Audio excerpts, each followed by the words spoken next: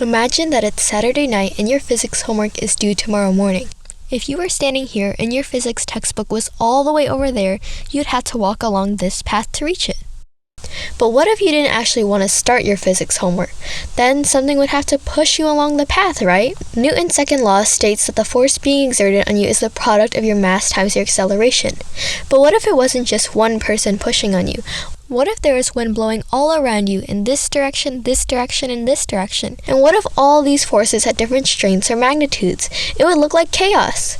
Luckily, we have vectors, which are quantities with both magnitude and direction to define these forces.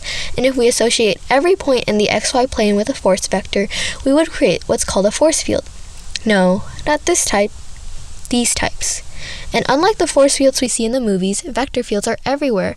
Magnetic fields represent the amount of force exerted by the magnet that you feel at any given point in space. Even weather maps tell us the direction and strength of wind forces through the use of vector fields.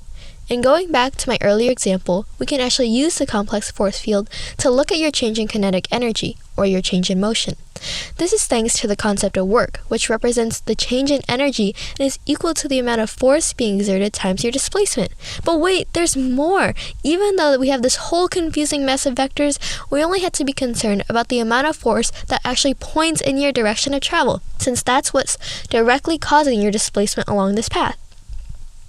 There's still so much to this topic that we can explore using some higher level calculus to calculate the work done by the field.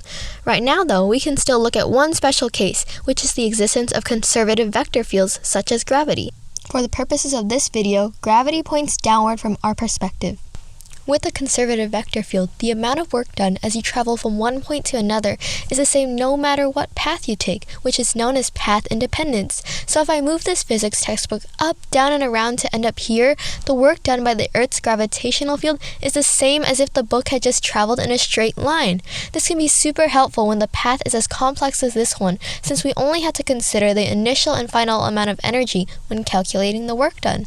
Then, if we travel in a loop, which is to say that our initial and final endpoints are the same, the amount of energy we have would also be the same before and after. Accordingly, the amount of work done by the conservative vector field would therefore be zero, no matter what path you take. So again, if I move the textbook in a simple circle like this, the work done by the gravitational field would be zero. And if I moved it all the way over here or back and around, but still ended up right where I started, the work done would be, you guessed it, zero!